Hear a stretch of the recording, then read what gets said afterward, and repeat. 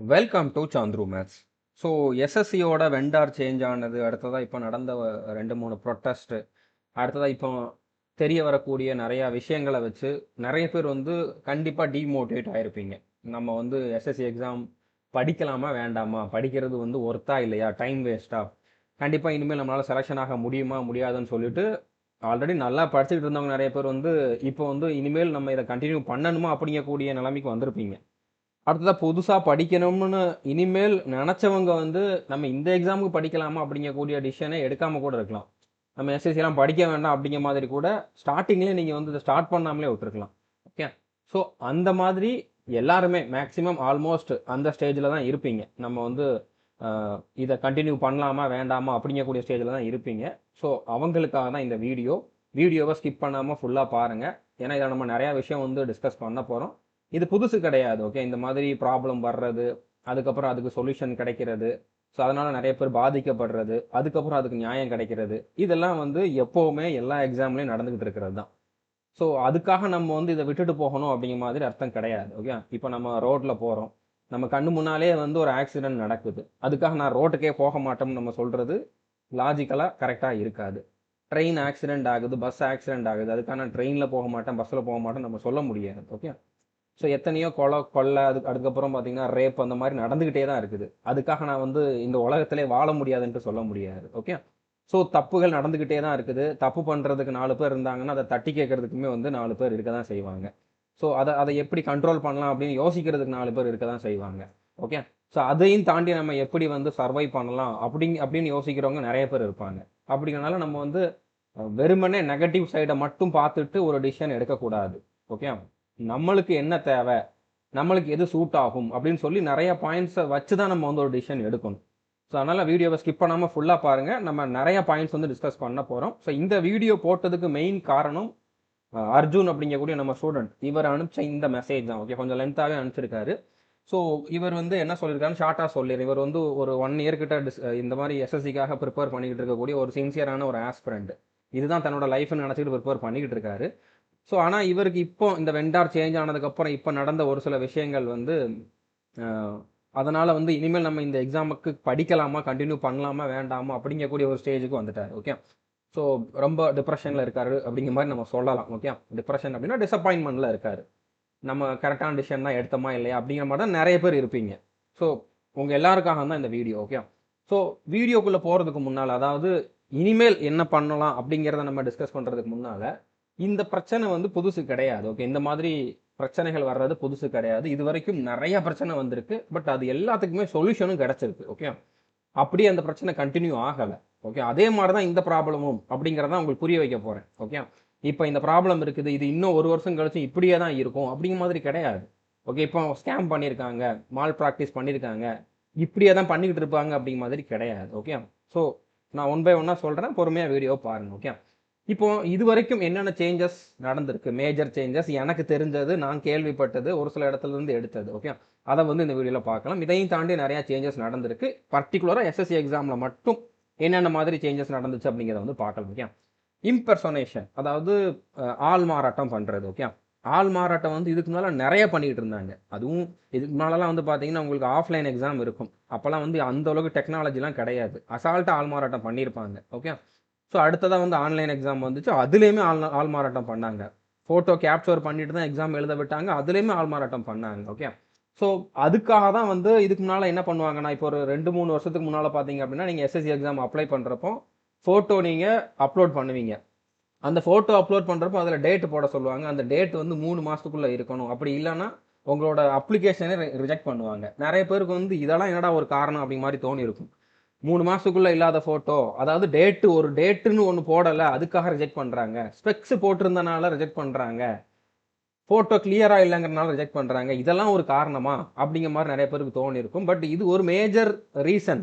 ஏன்னா என்ன நடந்துச்சு அப்படின்னா, நிறைய பேர் நார்த் இந்தியன்ஸ் வந்து என்ன பண்ணிடுவானுங்க, ஒருத்தன் எக்ஸாம் ஆக்சுவலாக அப்ளை பண்ணவனாக இருப்பான், அவனுக்கு பதிலாக எக்ஸாம் எழுத போகிற இன்னொருத்தன் இருப்பான். ஓகே, இந்த மாதிரி ஒருத்தர் இருப்பான், இங்கே ஒருத்தர் இருப்பான். இவன் வந்து ஆக்சுவல் கேண்டிடேட். இவன் வந்து இவனுக்கு பதிலாக எக்ஸாம் எழுத போகிறவன். இவன் வந்து நல்லா படிக்கிற பையன், காசு வாங்கிட்டு இவனுக்கு பதிலாக அவன் எக்ஸாம் எழுத போகிறவன். ஸோ இவனுக்கு ஒரு சாஃப்ட்வேரில் இவனோட ஃபோட்டோவையும் இவனோட ஃபோட்டோவையும் போடுவானுங்க. இது 2 சேர்ந்து ஒரு நியூ ஃபோட்டோ வந்து கிரியேட் ஆகி வரும். அதில் ஒரு சாயலில் பார்த்தா இவனை மாதிரி இருக்கும், இன்னொரு சாயலில் பார்த்தா இவனை மாதிரி இருக்கும். ஸோ அப்போ எக்ஸாம் ஹாலில் போகிறப்போ இவனோட ஃபோட்டோ தான் ஒட்டியிருப்பாங்க, இந்த ஃபோட்டோ தான் ஒட்டியிருப்பாங்க. ஆனால் உள்ளே இருக்க இன்விஜிலேட்டரே கன்ஃபியூஸ் ஆயிடுவாங்க. ஓ இவன் தான் அப்படிங்கிற மாதிரி உள்ளே எழுத விட்டுருவாங்க. இவன் எக்ஸாம் எழுதுவான், இவன் செலெக்ஷன் ஆயிடுவான். இப்படி நடந்திருக்கு. இது வந்து பெரிய லெவலில் வந்து ஹைலைட் ஆச்சு. அதனால தான் இதில் ரீசன்ட் ஃபோட்டோ அப்லோட் பண்ணணும். ஏன்னா இந்த இதில் சொல்லிடுவானுங்க இது கொஞ்சம் பழைய ஃபோட்டோ அதனால் அப்படி இருக்குது, ஒரு 2 வருஷத்துக்கு முன்னால் எடுத்த ஃபோட்டோ அதனால் அப்படி இருக்குதுன்ட்டு. அதனால் அவங்க வந்து நியூ ஃபோட்டோ அப்லோட் பண்ணணும் அப்படிங்கிற மாதிரி சொன்னாங்க. அதையும் தாண்டி இந்த மாதிரி பண்ண ஆரம்பிச்சாங்க. அதனால தான் இப்போ நீங்கள் அப்ளை பண்ணுறப்பெல்லாம் வந்து பார்த்தீங்கன்னா லைவ் ஃபோட்டோ அப்படின்னு சொல்லி ஒன்று அப்லோட் பண்ணுறீங்க. ஏன்னா லைவ் ஃபோட்டோ கேப்சர் பண்ணுறப்போ அதில் வந்து வேற ஒருத்தன் ஃபோட்டோவை கேப்சர் பண்ணுறதுக்கு வாய்ப்பு கிடையாது. அப்படி பண்ணால் அவன் தான் எக்ஸாம் எழுதுவான், உங்களுக்கு வந்து செலெக்ஷன் ஆக முடியாது. ஓகே, ஸோ இது இந்த மாதிரி இம்ப்ரூவ்மெண்ட் ஆயிருக்கு. ஓகே, பிரச்சனை அப்போ இருந்துச்சு, அப்போவும் பிரார்த்தனை பண்ணியிருக்காங்க. ஸோ அதை வந்து இந்த சிஸ்டம் பார்த்துக்கிட்டு சும்மா இல்லை, அதுக்கான இம்ப்ரூவ்மெண்ட் வந்து கொண்டு வந்துகிட்டே தான் இருக்காங்க. ஓகே, ஸோ திருடன் புதுசாக யோசிச்சான் அப்படின்னா போலீஸ் அதையும் தாண்டி புதுசாக யோசிச்சு அவனை பிடிக்க தான் செய்கிறாங்க. அந்த மாதிரி தான் தப்பு பண்ணுறவன் என்னென்ன மாதிரிலாம் யோசிச்சு தப்பு பண்ணுறானோ அதையெல்லாம் எப்படியெல்லாம் நம்ம வந்து பிடிக்கலாம் அப்படின்னு சொல்லி யோசிக்கிறதுக்கு இன்னொரு கூட்டம் இருக்குது. ஓகே, தப்ப நடக்கிறத வந்து தடுக்கிறதுக்கு ஒரு பெரிய கூட்டம் வந்து வேலை பார்த்துட்டு தான் இருக்காங்க. ஸோ அப்படிங்கிறப்ப நம்ம பாசிட்டிவ் சைடையும் பார்க்கணும். சேஞ்சஸ் வந்துகிட்டு தான் இருக்குது. ஸோ அதுக்கப்புறம் இதில் கூட தப்பு பண்ணிடலாம் அப்படிங்கிறதுக்காக தான் ஆதார் ஆத்தென்டிகேஷன் அப்படிங்கிறதையும் கொண்டு வந்துட்டாங்க. ஸோ ஆதார் ஆத்தென்டிகேஷன் பண்ணுறப்போ எந்த பர்சன் எழுத வரான் அப்படிங்கிறது வந்து ஷுவராக சொல்ல முடியும். ஓகே, இவன் தான் அப்படிங்கிறது வந்து அதுக்கான ப்ரூஃப் வந்து 100% அதில் இருக்கும். அப்படிங்கிறனால இதில் தப்பு நடக்கிறதுக்கு வாய்ப்பே இல்லை. ஸோ இனிமேல் இந்த ஆள் மாறாட்டம் பண்ணுறதுக்கு சான்ஸ் இல்லை அப்படிங்கிற மாதிரியே சொல்லலாம். இப்போவும் ஒரு சில இடத்துல பண்ணுறாங்க அப்படிங்கிற மாதிரி ரீசெண்டாக வந்து இந்த ஆதித்ய ரஞ்சன் சொன்னார். பட் அவர் வந்து ப்ரூஃப் இருக்குது என்கிட்ட இருக்குதுன்னு சொன்னாரே தவிர அந்த ப்ரூஃபை இது வரைக்கும் காட்டலை. ஸோ அப்போ அவர் வந்து பொய் சொல்லிட்டாரா அப்படிங்கிற மாதிரி நான் சொல்ல வரல. ஏன்னா இன்னும் அவர் காட்டவே இல்லையே அப்படின்னால அப்போ இப்போ ரீசெண்டாக இந்த ஆள் மாறாட்டம் நடக்கலை அப்படிங்கிற மாதிரி நம்ம சொல்லலாம். ஓகே, ஸோ அதை தடுக்கிறதுக்காக தான் இந்த சிடாக் அப்படிங்கக்கூடிய ஒரு ஒரு டிபார்ட்மெண்ட் இருக்குது, அதை வந்து உள்ளே கொண்டு வந்திருக்காங்க. அப்படிங்கிறனால இது வந்து கம்ப்ளீட்டாக ஸ்டாப் ஆயிடுச்சு அப்படிங்கிற மாதிரியே சொல்லலாம். ஓகே, ஸோ நம்ம பயப்பட வேண்டாம். ஒரு தப்பு நடந்துக்கிட்டு தான் இருந்திருக்கு, அதை வந்து அவங்களும் ஒத்துக்கிட்டாங்க, அதை தடுத்துக்கிட்டு இருக்காங்க. ஓகே, ஸோ புரிஞ்சுட்டுன்னு நினைக்கிறேன். அடுத்ததா இன்னும் ஒரு சில பாயிண்ட்ஸ் வந்து பார்க்கலாம், என்னென்ன சேஞ்சஸ் எப்பப்போலாம் நடந்திருக்கு, என்னென்ன ப்ராப்ளம்லாம் வந்திருக்குது அப்படின்ட்டு. இப்போ 2013 வந்து பார்த்தீங்கன்னா சிஜிஎல் எக்ஸாமோட பேப்பர் வந்து லீக் ஆயிடுச்சு. ஓகே, ஸோ அப்போ அந்த கேஸ் வந்து சுப்ரீம் கோர்ட் வரைக்கும் போச்சு. சிபிஐ இன்வெஸ்டிகேஷன் பண்ணாங்க, இந்த தப்பை பண்ண நிறைய பேர் அரெஸ்ட் பண்ணாங்க, எஃப்ஐஆர் போட்டாங்க. அடுத்ததான் மொத்தமாகவே வந்து பார்த்தீங்கன்னா ரீ எக்ஸாம் கண்டக்ட் பண்ணாங்க. ஸோ ஒரு தப்பு நடந்துருச்சுன்னு சொல்லிட்டு அதை மூடிலாம் மறைக்கலை. ஓகே, தப்பு பண்ணவங்களை கண்டுபிடிச்சு அவங்களுக்கு தண்டனை கொடுத்து ரீ எக்ஸாம் கண்டக்ட் பண்ணி கரெக்டான கேண்டிடேட்டை தான் வந்து அப்போ செலெக்ஷன் பண்ணியிருக்காங்க 2013. ஸோ அப்போ இப்போ வந்து அப்படியே விட்டுருவாங்க அப்படிங்கிற மாதிரி நம்ம வந்து யோசிக்கிறது ஃபர்ஸ்ட் தப்பு. ஓகே, அடுத்ததா CAPF sub inspector 2016 exam. Okay, இது நானும் எழுதின எக்ஸாம் தான். ஸோ இந்த டைமும் வந்து பார்த்தீங்கன்னா பேப்பர் லீக் ஆயிடுச்சு. எக்ஸாம் ஸ்டார்ட் ஆகிறதுக்கு முன்னாலேயே வந்து பார்த்தீங்கன்னா நீத்து சிங் மேம் உங்களுக்கு தெரிஞ்சிருக்கும், அவங்க புக்கு கூட நிறைய பேர் படிச்சுட்டு இருப்பீங்க. அவங்க வந்து பார்த்தீங்கன்னா இந்த மாதிரி பேப்பர் லீக் ஆயிருக்குது அப்படின்னு சொல்லிட்டு அந்த பேப்பரை வந்து பார்த்தீங்கன்னா சோஷியல் மீடியாவில் எக்ஸாம் ஸ்டார்ட் ஆகிறதுக்கு முன்னாலே போட்டாங்க. ஏன்னா அவங்க கைக்கு வந்துருச்சு, எவனோ ஒருத்தன் அந்த பேப்பரை லீக் பண்ணது வந்து அவங்களுக்கு தெரிஞ்சு அவங்க கைக்கு அந்த பேப்பரே வந்து அவங்க வந்து அதை சோஷியல் மீடியாவிலாம் ஷேர் பண்ணிட்டாங்க. ஸோ அதனால் வந்து பார்த்தீங்கன்னா அப்போ அந்த எக்ஸாம் ஃபுல்லாக கேன்சல் ஆனிச்சு. அப்போ தான் வந்து ஃபஸ்ட் டைம் ஆன்லைன் எக்ஸாம் வந்து கண்டக்ட் பண்ணாங்க. ஓகே, அது வரைக்கும் ஆஃப்லைனில் இருந்து ஆன்லைனில் மாறினதுக்கு காரணமும் வந்து பார்த்தீங்கன்னா ஆன்லைன்னா முன்னாலே பிரிண்ட் போட்டு நம்ம கொஷின் பேப்பர் வச்சுருப்போம், அதை வந்து எடுத்துகிட்டு போகிறப்ப எவனாலும் வந்து நடுவில் எடுத்து அதை லீக் பண்ண முடியும், அதை ஒரு ஃபோட்டோ எடுத்து கூட ஜெராக்ஸ் எடுத்து கூட அதை வெளியில் கொடுக்க முடியும். ஸோ அப்படி நடக்கிறத தடுக்கிறதுக்காக தான் ஆன்லைன் மோடில் வந்து எக்ஸாம் கொண்டு வந்தாங்க. ஸோ இதுவுமே ஒரு இம்ப்ரூவ்மெண்ட் தான். ஓகே, ஒரு தப்பை தடுக்கிறதுக்காக எடுத்த ஒரு ஸ்டெப்பு தான். ஸோ அதே மாதிரி 2017, ஸோ இப்போ 2016 அதுக்கப்புறம் ஆன்லைன் எக்ஸாம் வந்தாலும் சிஜிஎல் சிஏபிஎஃப் சப் இன்ஸ்பெக்டர் அந்த மாதிரி ஒரு சில எக்ஸாம் தான் ஆன்லைனில் இருந்துச்சு. அப்போவுமே 2017 வந்து பார்த்தீங்கன்னா எம்டிஎஸ் எக்ஸாம் ஆஃப்லைனில் நடந்துச்சு. அப்போவும் பேப்பர் லீக் ஆனுச்சு, அதுக்கும் ரீ எக்ஸாம் ஆன்லைனில் கண்டக்ட் பண்ணாங்க. ஸோ தப்பு நடந்துக்கிட்டு தான் இருக்குது, நடக்கலை அப்படிங்கிற மாதிரி இல்லை. பட் ஒவ்வொரு வாட்டியுமே வந்து அது ஹைலைட் ஆகிறப்போ, அது வந்து பெரிய லெவலில் வர்றப்போ அதுக்கான ஒரு ஒரு ஆக்ஷன் வந்து எடுக்க தான் செய்கிறாங்க, அதுக்கான நியாயம் கிடைக்க தான் செஞ்சுருக்கு இது வரைக்குமே. அப்படியே யாரும் விட்டுட்டு போகலை. ஓகே, ஸோ அடுத்து 2017 ஒரு பெரிய ஸ்கேம். ஓகே, 2017 சிஜிஎல் ஆன்லைனில் நடக்கிறப்போ வந்து பார்த்தீங்கன்னா பேப்பர் வந்து லீக் ஆயிடுச்சு. அப்போ இருந்த வெண்டாரே அந்த தப்பை பண்ணியிருக்கான், சிஃபி டெக்னாலஜிஸ் அப்படிங்கக்கூடிய வெண்டார், அவனே வந்து பேப்பரை வந்து லீக் பண்ணியிருக்கான். ஓகே, ஸோ இதுவுமே பெரிய லெவலில் ப்ரொட்டஸ்ட் பண்ணி சிபிஐ என்கொயரி நடந்து சுப்ரீம் கோர்ட்டுக்கு போய் இந்த கம்பெனி வந்து தப்பு பண்ணியிருக்கான் அப்படின்னு சொல்லி தீர்ப்பு வந்து அதுக்கப்புறம் ரீ எக்ஸாம் வந்து கண்டக்ட் பண்ணாங்க. அதுக்கப்புறம் தான் வெண்டார் சேஞ்ச் ஆனிச்சு. அதுக்கப்புறம் தான் வந்து பார்த்தீங்கன்னா டிசிஎஸ்ங்கிற வெண்டார் வந்திருப்பாங்க. ஓகே. 2018 அந்த டைமில் தான் வந்து பார்த்தீங்கன்னா டிசிஎஸ்ங்கிற நியூ வெண்டார் வந்து வந்தாங்க. ஓகே. ஸோ டிசிஎஸ் வந்தாலுமே அதுக்கப்புறம் ஸ்கேம் நடக்கலை அப்படிங்கிற மாதிரி கிடையாது. ஏன்னா டிசிஎஸ் வந்து அவங்ககிட்ட மேஜராக வந்து அவங்ககிட்ட நிறையா சென்டர்ஸ் வந்து அவங்களோட சொந்த சென்டர். ஓகே.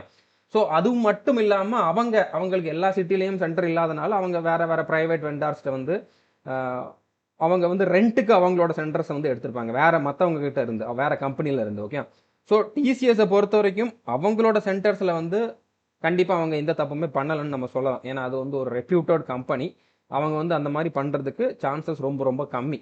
ஸோ அதனால் அவங்களோட சொந்த சென்டரில் எதுவுமே அந்த மாதிரி நடக்கலை. பட் இருந்தாலும் அந்த டைம்லேயும் வந்து பார்த்திங்கன்னா நிறையா சென்டர் வந்து வேற இவங்களை தவிர்த்து மற்றவங்களோட சென்டர் வந்து இவங்க ரெண்ட்டுக்கு எடுத்திருந்தாங்க.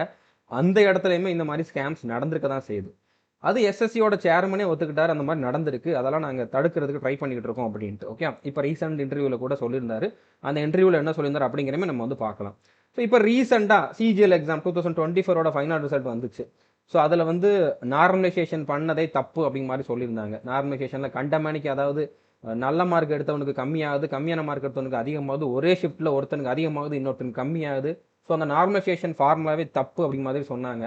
அதுக்கப்புறம் கொஸ்டின்ஸ் நிறையா தப்பாக இருந்துச்சு. இதுக்குமே வந்து ரொம்ப பெரிய லெவலில் வந்து கேஸ் போட்டு அதெல்லாமே வந்து மூவ் பண்ணாங்க. அதுக்கப்புறம் தான் வந்து பார்த்தீங்கன்னா நியூ நார்மலைசேஷன் ஃபார்முலா அப்படிங்கிறத வந்து புதுசாக கொண்டு வந்திருக்காங்க. ஸோ இனிமேல் நார்மலைசேஷனை வச்சு ஒரு தப்பு நடக்கக்கூடாது அப்படிங்கிறதுக்காக எடுத்த ஸ்டெப்பு தான் இது, நியூ நார்மலைசேஷன் ஃபார்முலா அப்படிங்கிறது. அடுத்து ராங் கொஷின்ஸ் இனிமேல் கொடுக்க மாட்டோம் அப்படிங்கிற மாதிரி அவங்க உத்தரவாதம் கொடுத்துருந்தாங்க. பட் இருந்தாலும் ராங் கொஷின்ஸ் வந்துக்கிட்டு தான் இருக்குது. ஸோ அதை ஒன் பை ஒன்னாக இம்ப்ரூவ் பண்ணுவாங்க. ஓகே, இம்ப்ரூவ் பண்ணுவாங்க. ஸோ அடுத்ததாக வந்து இப்போ ரீசெண்டாக நடந்தது என்னது, ஃபேஸ் 13 செலெக்ஷன் போஸ்ட் ஃபேஸ் 13ல் வந்து நிறைய ப்ராப்ளம். ஓகே, வெண்டார் சேஞ்ச் ஆனதுக்கப்புறம் வந்து பார்த்தீங்கன்னா சிஸ்டம் ஹேங் ஆகுறது, அதுக்கப்புறம் வந்து மொத்தமாக ஒரு சென்டரில் வந்து அன்னைக்கு ஃபுல்லாகவே எக்ஸாம் நடக்காமல் போகிறது, எக்ஸாம் லேட் ஆகி ஸ்டார்ட் ஆகுறது. ஸோ அந்த மாதிரி ஏகப்பட்ட பிரச்சனை இருந்துச்சு. ஓகே. ஸோ அதனால் வந்து இப்போ ஒரு 60,000 பேருக்கு வந்து ரீ எக்ஸாம் வந்து கண்டக்ட் பண்ண போகிறாங்க. ஸோ இதுவுமே வந்து பார்த்தீங்கன்னா இது வந்து ஒரு ஒரு ஒரு ஒரு கரெக்ட் பண்ணுற ஒரு ஆப்ஷன் அப்படிங்கிற மாதிரி நான் சொல்லலை, ஒரு ஆக்ஷன் அப்படிங்கிற மாதிரி சொல்லலை. பட் அவங்க அப்படியே விட்டுறல. ஓகே, ஆமாம் அப்படிதான், அதெல்லாம் ஒன்றும் பிரச்சனை இல்லைன்ட்டு மூடிலாம் மறைக்கலை, ஒத்துக்கிட்டாங்க. ஒத்துக்கிட்டு அதுக்கான ரீ எக்ஸாம் வந்து அவங்க கண்டக்ட் பண்ணுறாங்க. இனிமேல் அந்த தப்பு நடக்காது அப்படிங்கிற மாதிரி அவங்க அஷூரன்ஸ் கொடுத்துருக்காங்க. ஸோ அஷூரன்ஸ் கொடுக்குறாங்கன்னா அதுக்கான வேலையை பார்க்காம இருக்க மாட்டாங்க அப்படிங்கிற மாதிரி இல்லை. கண்டிப்பாக கொஞ்சம் கொஞ்சமாக வந்து இம்ப்ரூவ் பண்ணுவாங்க. ஒரு நாள் 2 நாளில் வந்து இவ்வளோ பெரிய நாட்டில் எல்லா இடமுமே வந்து டக்குன்னு மாறும் அப்படிங்கிற மாதிரி நம்ம எதிர்பார்த்தோம்னா அது நடக்காது. ஸோ கொஞ்சம் கொஞ்சமாக மாறும். பர்டிகுலராக தமிழ்நாட்டை எடுத்துக்கிட்டிங்க அப்படின்னா நிறையா சென்டர் வந்து நார்த் இந்தியாவை கம்பேர் பண்ணுறப்போ பெட்டராக தான் இருக்குது. ஸோ அதில் வந்து மாற்றுக்கிறது கிடையாது. பட் ஒரு சில சென்டர் வந்து இன்னமும் மோசமாக தான் இருக்குது. ஆனால் மற்ற ஸ்டேட்டை கம்பேர் பண்ணுறப்போ அந்த அளவுக்கு மோசமாக இல்லை. ஓகே. ஸோ இப்போ இந்த மாதிரி சேஞ்சஸ் எல்லாம் நடந்திருக்கு, இந்த மாதிரி எல்லாம் ப்ராப்ளம் இருந்திருக்கு இதுக்கு முன்னாலையும். அப்போல்லாம் வந்து அந்த மாதிரி சேஞ்சஸ்லாம் கொண்டு வந்திருக்காங்க. அதே மாதிரி இப்போ இருக்கக்கூடிய ப்ராப்ளமுக்குமே வந்து பார்த்தீங்கன்னா கண்டிப்பாக கரெக்டிவ் ஆக்ஷன்ஸ் எடுப்பாங்க. கண்டிப்பாக இதையுமே வந்து இம்ப்ரூவ் பண்ணுவாங்க. அதாவது இது வரைக்கும் இவ்வளோ ஸ்கேம் நடக்குது அப்படிங்கிறது தெரியாமல் இருந்துச்சு. அப்போ தைரியமாக அந்த ஸ்கேமை பண்ணாமல் பண்ணிக்கிட்டு இருந்திருப்பான். இப்போ தெரிஞ்சிருச்சு. தெரிஞ்சதுக்கப்புறம் அந்த கேண்டிடேட்டும் அந்த ஸ்கேமை பண்ணுறதுக்கு யோசிப்பாங்க.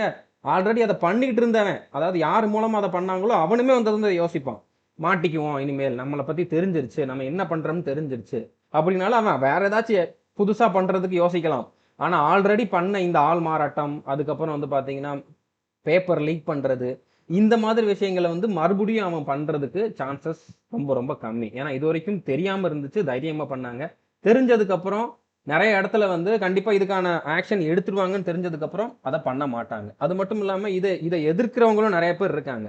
அவங்களும் சாதாரணமான ஆட்கள்லாம் கிடையாது. இப்போ அபினய் சர்மாலாம் எடுத்துக்கிட்டிங்கன்னா அவர் நார்மலாக ஒரு டீச்சர் அப்படிங்கிற நீங்கள் நினச்சிங்க அப்படின்னா அவர் அதையும் தாண்டி பெரிய லெவலில் வந்து நிறைய ப்ரொட்டஸ்ட்லாம் பண்ணியிருக்காரு. அதாவது டீச்சர்ஸ் இந்த மாதிரி ஸ்டூடெண்ட்டுக்காக தான் அவர் பண்ணியிருக்காரு.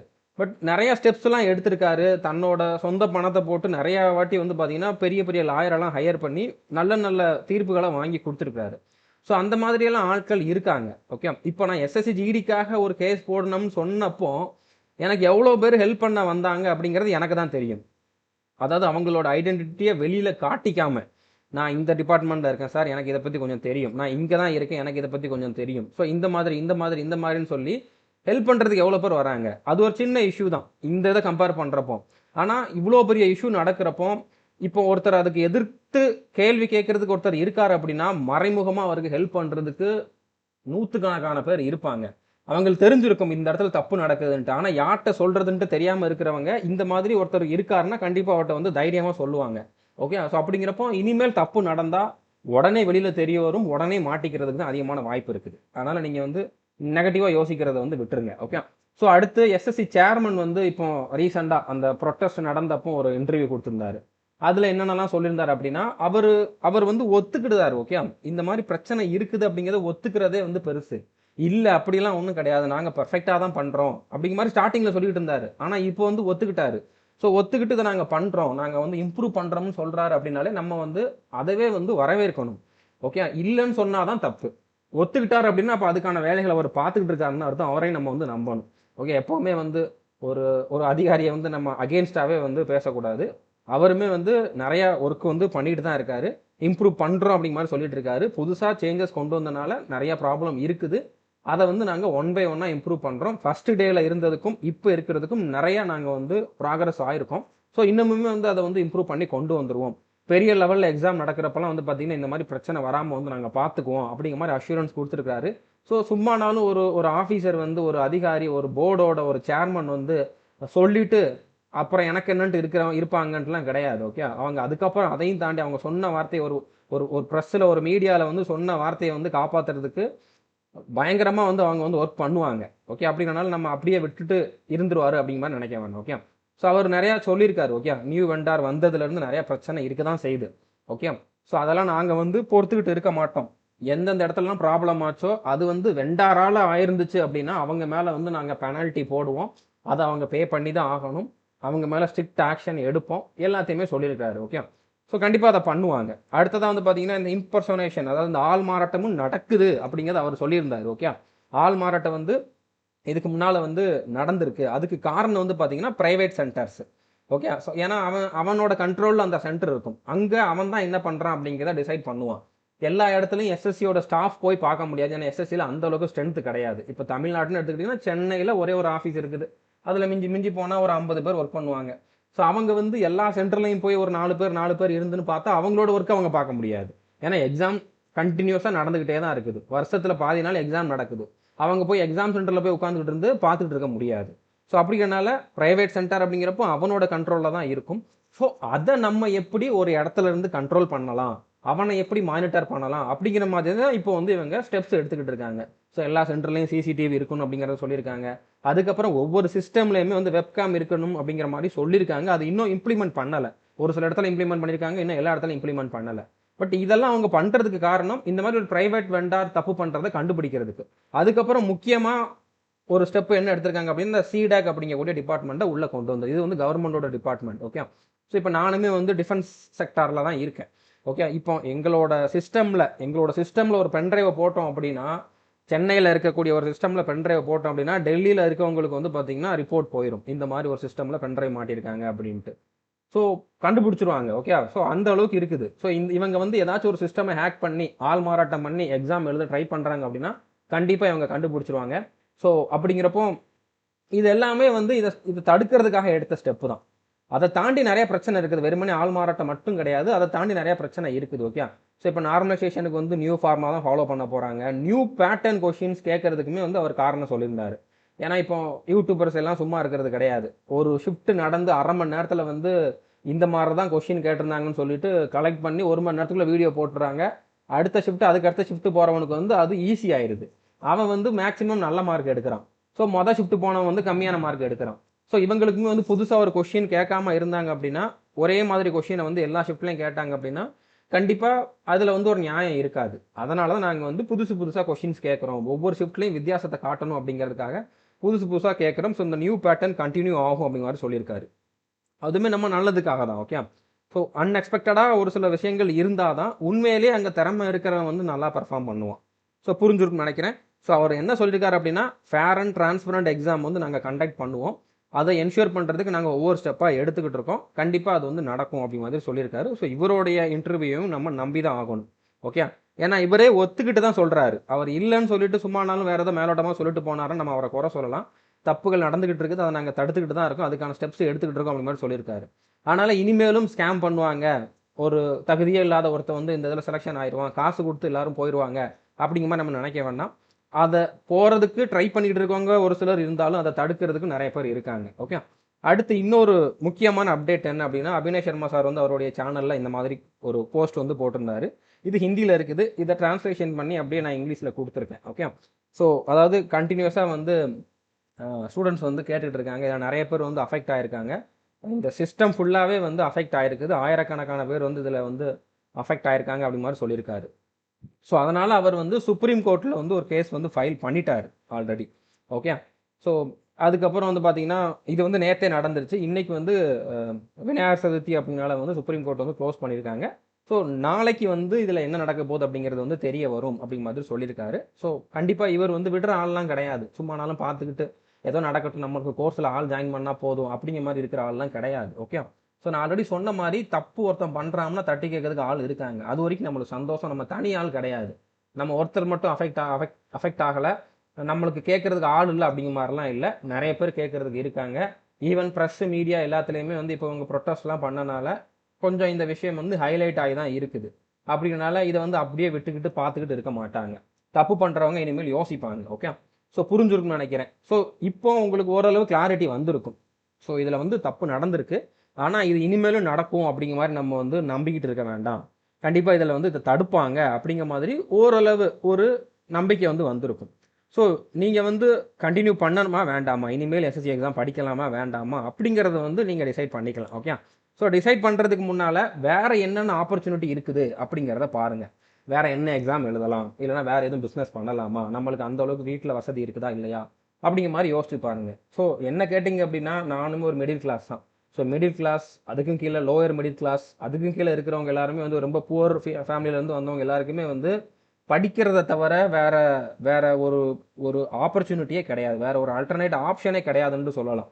ஏன்னா எனக்குமே வந்து எப்போல்லாம் பிரச்சனை வருதோ, எப்போல்லாம் வந்து நான் மென்டலி டிஸ்டர்ப் ஆகிறனோ, என்னடா லைஃப்னு யோசிக்கிறனோ, அப்போல்லாம் நான் படிக்க தான் செஞ்சுருக்கேன். ஏன்னா நம்மளுக்கு வேற வழி கிடையாது. நம்ம வேற பிஸ்னஸ் பண்ணணும் அப்படின்னா அந்த அளவுக்கு நம்ம வீட்டில் சொத்துலாம் கிடையாது. ஓகே, சிஎஸ்எஃப்ல ட்ரைனிங்கில் இருக்கிறப்போ அடிலாம் வாங்கியிருக்கேன். ஓகே, ட்ரைனிங்னாலே நம்மளுக்கு கஷ்டம்தான்.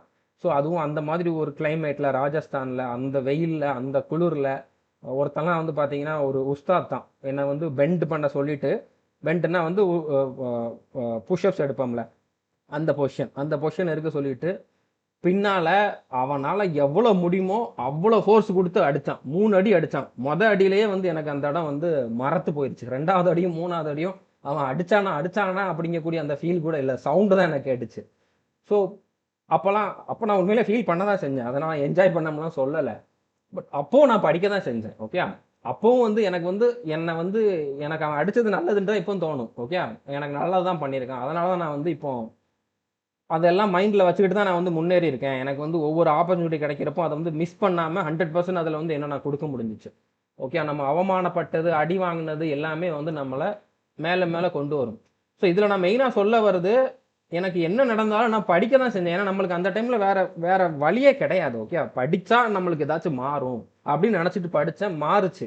எனக்கு வேறு டிபார்ட்மெண்ட்லேயும் வேலை கிடச்சிச்சு. நான் படித்தனால தான் இந்த மாதிரி ஒரு சேனலை வந்து என்னால் கொண்டு வர முடிஞ்சிச்சு. இதுக்காக நான் வந்து ஒர்க் பண்ணேன், இதுக்குன்னு தனியாக படித்தேன், இந்த மாதிரி சேனலில் வீடியோஸ் போடுறதுக்காக நிறைய கற்றுக்கிட்டேன். ஸோ நம்மளுக்கு படிக்கிறத விட்டால் நிறைய பேருக்கு வேறு ஆல்டர்னேட் ஆப்ஷன் கிடையாது. ஸோ அதனால் நம்ம வந்து திங்க் பண்ணிக்கணும், நம்மளுக்கு என்ன முடியும், நம்மளுக்கு என்ன ரிசோர்ஸஸ் இருக்குது அப்படிங்கிறத. ஓகே, ஸோ அது மட்டும் இல்லாமல் எஸ்எஸ்சி ரெகுலராக வரக்கூடிய ஒரு எக்ஸாம். எஸ்எஸ்சி எக்ஸாம் அப்படிங்கிறது ரெகுலராக எவ்ரி இயர் விடாமல் கண்டக்ட் பண்ணுவாங்க. ஒவ்வொரு வருஷமும் சிஜிஎல் எக்ஸாம் வந்திருக்கு, ஒவ்வொரு வருஷமும் சிஹெச்எஸ்எல் வந்திருக்கு, ஒவ்வொரு எக்ஸாமும் வந்து ஒவ்வொரு வருஷமும் வந்து பார்த்தீங்கன்னா எம்டிஎஸ் எக்ஸாம் வந்திருக்கு, செலெக்ஷன் போஸ்ட் வந்திருக்கு. வரிசையாக எல்லா எக்ஸாமும் வருஷம் கண்டக்ட் பண்ணுறாங்க. அந்த மாதிரி எந்த போர்டும் கிடையாது. டிஎன்பிஎஸ்சிலாம் வருது, வரலை, எலெக்ஷன் வந்தால் வரும், இல்லைனா வராது, நோட்டிஃபிகேஷன் வரும், எக்ஸாம் எப்போவாச்சும் வரும், எக்ஸாம் நடந்தால் ரிசல்ட் எத்தனை வருஷம் கழிச்சு வரும், அதுக்கப்புறம் போஸ்டிங் எப்போ வரும், அதில் நிறைய தப்புகள் நடந்துக்கிட்டு இருக்குது. ஸோ அந்த மாதிரி ஒரு ஒரு அன்சர்டனிட்டியாக இருக்கக்கூடிய ஒரு போர்டு கிடையாது. கண்டிப்பாக வரும், கண்டிப்பாக இந்த வருஷம் வந்து இந்த வேகன்சி வரும் நம்ம அடித்து சொல்ல முடியும். பட் எவ்வளோ வேகன்சி அப்படிங்கிற நம்ம டிசைட் பண்ண முடியாது. ஆனால் கண்டிப்பாக எல்லா எக்ஸாமும் வந்துக்கிட்டே தான் இருக்கும். வருஷம் கிட்டத்தட்ட ஒரு 1 லட்சம் வேகன்சி கிட்ட வந்து ரிலீஸ் பண்ணிக்கிட்டு தான் இருக்காங்க. அதில் மேஜராக எஸ்எஸ்சி ஜிடி வந்துடும் 50,000 கிட்ட. அதை தவிர்த்து மற்ற எக்ஸாமுக்குலாம் வந்து பார்த்தீங்கன்னா ஒரு 50,000 கிட்ட வேகன்சி வரும். பட் வரும், கண்டிப்பாக வரும். ஸோ எஸ்எஸ்சிக்கு படிச்சிங்க அப்படின்னா ரயில்வேக்கும் நீங்கள் சேர்த்து எழுதிக்கலாம். ரயில்வேயும் இப்போ வந்து ரெகுலராக கான்டாக்ட் பண்ணுறோம்னு சொல்லியிருக்காங்க. பட் அவங்க கொஞ்சம் டிலே பண்ணுறாங்க. ஆனால் நோட்டிஃபிகேஷன் வந்துக்கிட்டு தான் இருக்குது. ஓகே, அவங்களும் வந்து பண்ணாமலாம் இல்லை. எல்லா எல்லா எக்ஸாமுக்குமே வந்து நோட்டிஃபிகேஷன் லாஸ்ட் இயர் ரிலீஸ் பண்ணாங்க. இப்போவுமே 1-2 ரிலீஸ் பண்ணியிருக்காங்க. அடுத்தடுத்து ரிலீஸ் பண்ணுவோம்னு சொல்லியிருக்காங்க. ஸோ அவங்களும் கிட்டத்தட்ட 50,000 வேகன்சி வந்து மினிமம் பண்ணுவாங்க. நான் கம்மியாக தான் சொல்லியிருக்கேன். ரயில்வேயுமே நிறையா கொடுக்கக்கூடிய ஒரு டிபார்ட்மெண்ட் தான். ஸோ இதுவுமே சேம் பேட்டர்ன் தான். ஒரே ப்ரிப்பரேஷனில் வேறு வேறு எக்ஸாம் நீங்கள் வந்து எழுத முடியும். ரயில்வே எழுத முடியும், எஸ்எஸ்சி எழுத முடியும். மேக்ஸிமம் சென்ட்ரல் கவர்மெண்ட்டில் இப்போ ஐபி நோட்டிஃபிகேஷன் வந்துச்சு. அதுக்கப்புறம் வந்து பார்த்தீங்கன்னா நேவியில் சிவிலியன் எடுத்தாங்க. எல்லாத்துக்குமே ஒரே பேட்டர்ன் தான், ஒரே சிலபஸ் தான், ஒரே மாதிரி சிலபஸ் தான். நீங்கள் சிஜிஎல் எக்ஸாம் படிச்சிங்க அப்படின்னா எல்லா எக்ஸாமும் எழுதலாம் அப்படிங்கக்கூடிய ஒரு சுச்சுவேஷன் இருக்குது. ஓகே, அது மட்டும் இல்லாமல் இப்போ நான் சொன்னேன்ல 2013 இந்த மாதிரி லீக் ஆச்சு. அதுக்கப்புறம் வந்து பேப்பர் லீக் ஆனிச்சு. அடுத்ததாக வந்து பார்த்தீங்கன்னா நார்மலைசேஷனில் குளறுபடிகள் பண்ணாங்க, ஆள் மாறாட்டம் பண்ணியிருக்காங்க. இது எல்லாம் நடந்துக்கிட்டே தான் இருக்குது. இது எல்லாம் நடந்துக்கிட்டே இருக்கிறப்ப தமிழ்நாட்டில் இருந்தும் பார்த்தீங்கன்னா ஸ்டூடெண்ட் செலெக்ஷன் ஆகிட்டு தான் இருக்காங்க. அப்போ இவங்கெல்லாம் ஃப்ராடு பண்ணி செலெக்ஷன் ஆனவங்களா? கிடையாது. தமிழ்நாட்டிலாம் இந்த எஸ்எஸ்சி எக்ஸாம் எழுதுறதே ஒரு அதிசயம். எழுதுறாங்க, ஆனால் படித்து ப்ரிப்பேர் பண்ணி இதுக்குன்னு சின்சியராக எழுதுறவங்க ரொம்ப ரொம்ப கம்மி. அப்படி இருக்கிறப்போ தமிழ்நாட்டில் வந்து என்னால் 100% அடித்து சொல்ல முடியும், எஸ்எஸ்சியில் தமிழ்நாட்டை பொறுத்த வரைக்கும் சுத்தமாக வந்து எந்த ஒரு ஸ்கேமும் நடக்கலை. யாரும் ஃப்ராடு பண்ணி போகலை. 100% நியாயமாக படித்து போனவங்க தான்.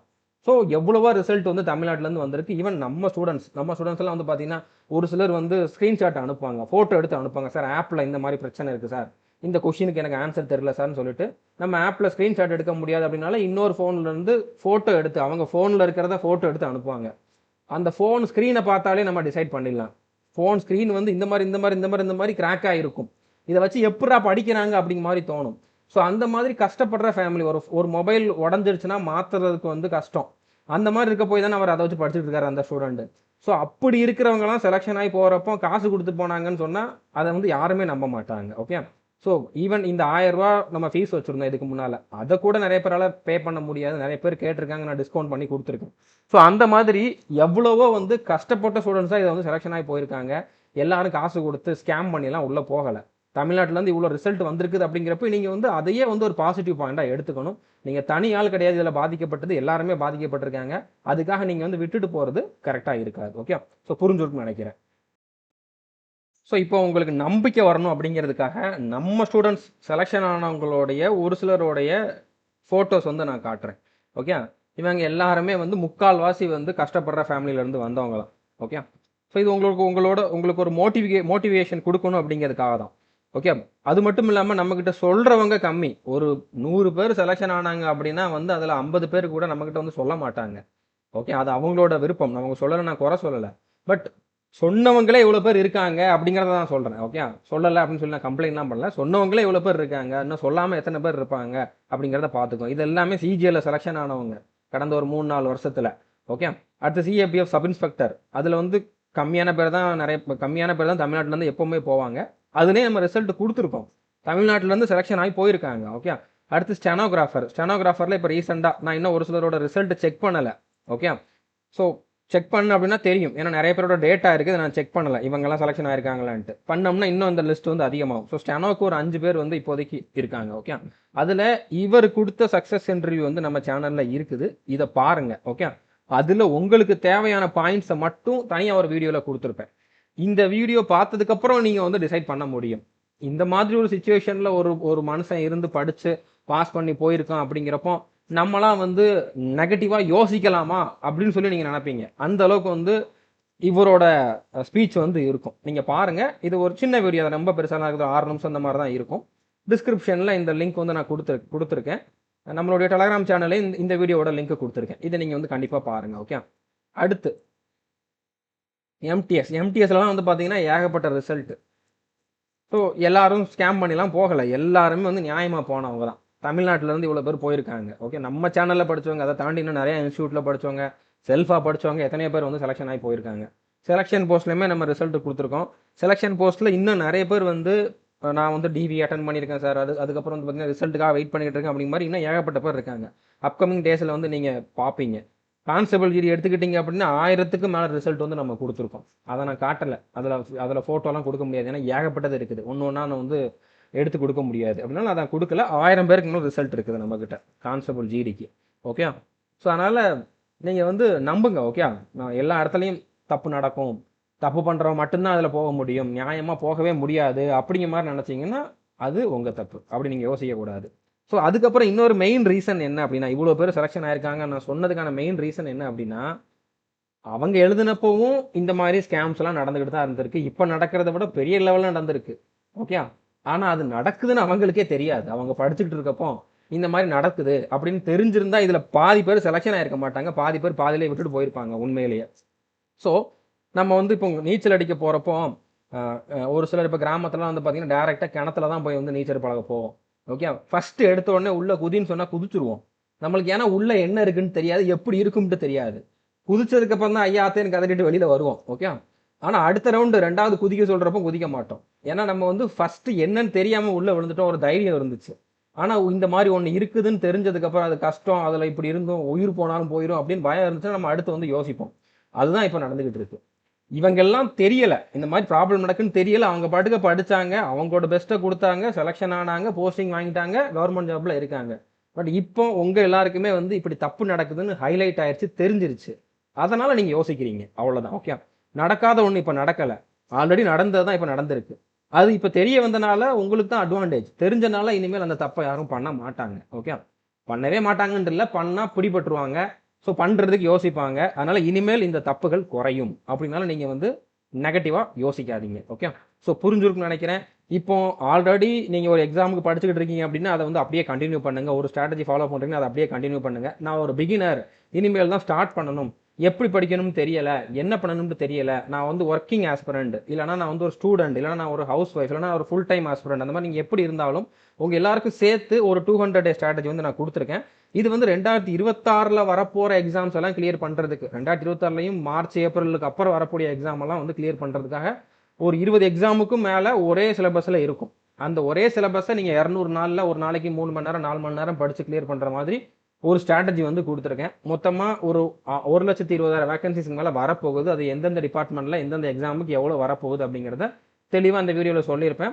200 டே ஸ்ட்ராட்டஜி என்ன அப்படிங்கிறதையும் சொல்லியிருப்பேன். ஸோ இந்த வீடியோ நீங்கள் பார்த்துட்டு உங்களோட ப்ரிப்பரேஷனை இது வரைக்கும் ஸ்டார்ட் பண்ணலை அப்படின்னா அட்லீஸ்ட் ஸ்டார்ட் பண்ணுங்க. ஓகே, நீங்கள் பாசிட்டிவாக வந்து ஸ்டார்ட் பண்ணுங்க.